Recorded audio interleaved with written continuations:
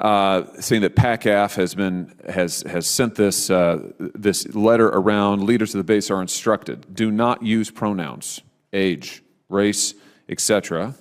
And they go on. The unauthorized examples of unauthorized language are male, female, youngest, oldest, he, she. But you're saying that that was not an official communication. That has not been a directive. That is not an official communication from the HAF. Correct. Okay.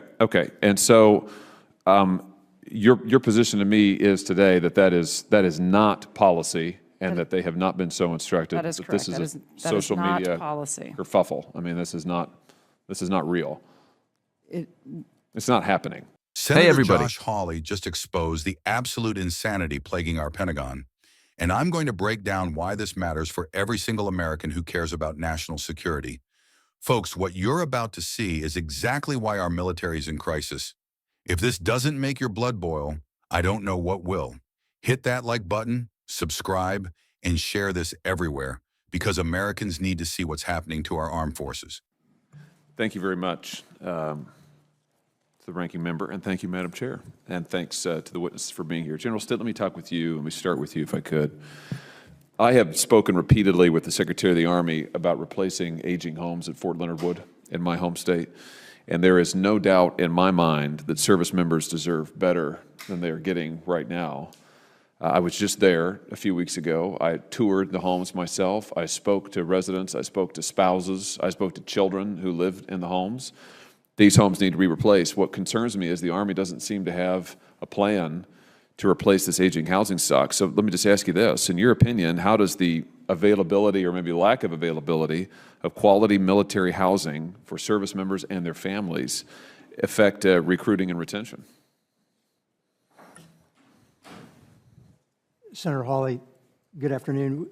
The Army takes the care and quality of life of all of our service members and their families very seriously. So we are making and committed to investing in our housing within not just that, but within our daycare centers, child care, offering opportunities, expanding beyond that for spousal employment, to put kind of a whole package on the table to ensure that our facilities and our care and commitment towards family members is first class.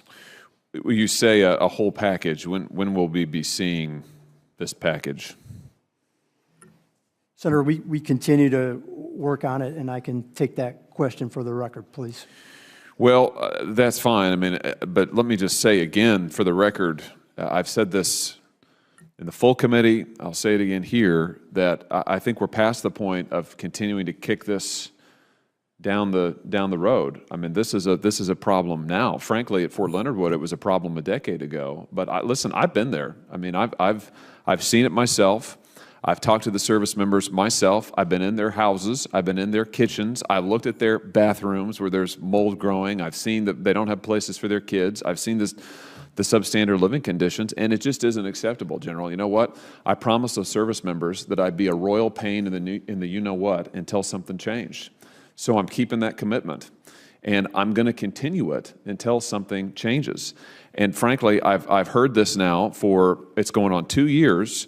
I've only been in the Senate 3, but I've heard it continuously that, well, we'll get to it, we'll get to it, we'll get to it. Well, at Fort Leonard Wood, we haven't gotten to it. And I bet, if we went around the table here, I bet that the other members of the subcommittee would have the same situation in their state. So I'll give you the question for the record, but I just want to put on notice again, and you can take this back, that I want to see some progress on this, and I want to see it soon. And what I don't want to see are any more commitments from the Army that they're going to spend X number of dollars. This happened last year. We're going to commit X number of dollars to Fort Leonard Wood, and then as it turns out, $0 were spent on housing. I'm still ticked off about that, and I don't want to see it happen again, and I want to see progress made. So that's my piece. I think you understand where I'm coming from. General Miller, let me come to you. Can you help me with something here? Anderson Air Force Base, I understand, this is in Guam, of course. Leaders there recently received an official email that prohibited them from using pronouns or descriptors like he, she, youngest, oldest, male, or female. Why is that?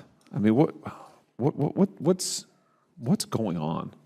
Senator Hawley, thank you for that question. Actually, that is, we've been talking a lot about that because it was an email, from my understanding, that went out locally from one of the commanders there, and I don't remember at what level. I don't know if it was a group commander or the wing commander there. I believe that it was a Facebook post that went out based on a question. It is not the Air Force policy to not use pronouns. And so I think it was a social media, exacerbated by individuals that said that they were directed for that. Okay, good. Well, I think that's progress. So you're saying, I'm looking at a news article here published August 31, 2022, saying that PACAF has sent this letter around. Leaders of the base are instructed, do not use pronouns, age, race, etc. And they go on. The unauthorized examples of unauthorized language are male, female, youngest, oldest, he, she. But you're saying that that was not an official communication. That has not been a directive. That is not an official communication from the HAF. Correct. Okay.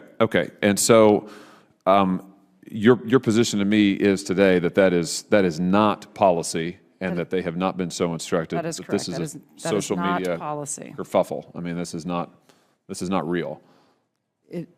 It's not happening. I don't know if it's not happening, but it is not an official policy from the Department of the Air Force. Okay.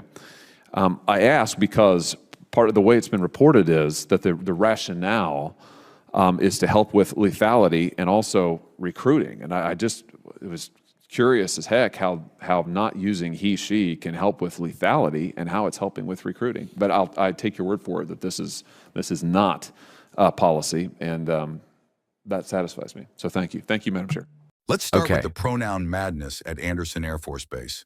A commander actually sent out instructions banning words like he, she, male, and female. Now, General Miller backtracked and said it wasn't official policy, just a local commander's decision. But think about that. A person in charge of our airmen thought policing language was more important than combat readiness. That commander's mindset didn't come from nowhere. It came from years of woke indoctrination filtering down from Pentagon leadership. Hawley nailed it with one simple question: how does banning he and she improve lethality? The answer is it doesn't. While China builds their Navy and develops hypersonic weapons that can strike our carriers, we've got commanders worried about pronouns. This is a national security disaster waiting to happen. But here's what really gets me. The same hearing exposed another scandal that affects our troops every single day.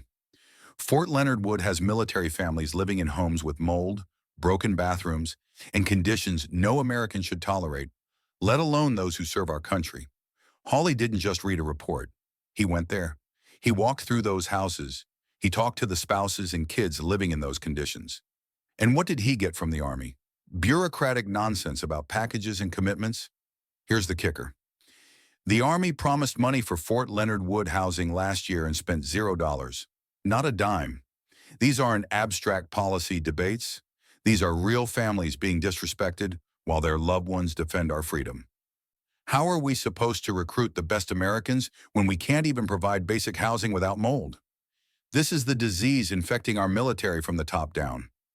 Our generals are more concerned with diversity metrics and sensitivity training than taking care of soldiers. They'll spend millions on consultants teaching critical race theory, but can't fix a leaking roof for a sergeant's family. Hawley promised those service members he'd be a royal pain until something changed. And thank God we have senators willing to fight this fight. We need more leaders demanding accountability, not more bureaucrats offering vague commitments. The contrast couldn't be clearer. Our adversaries are focused on winning. We're focused on pronouns and PowerPoint presentations. China isn't debating grammar. Russia isn't worried about hurt feelings.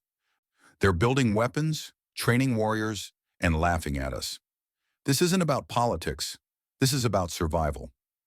A military that prioritizes social engineering over warfighting is a military that will lose.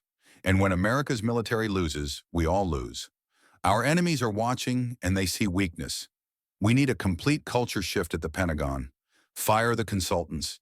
End the diversity seminars. Focus every single dollar and every single minute on one thing: making our military the most lethal fighting force on earth. Take care of our troops with decent housing. Train them for real combat. Stop the woke nonsense. What do you think? Are you as fed up as I am? Drop your thoughts in the comments. And if you want to see more truth about what's happening to our country, smash that subscribe button and turn on notifications. Share this video with every veteran and patriot you know. We're in a fight for America's future, and silence is surrender.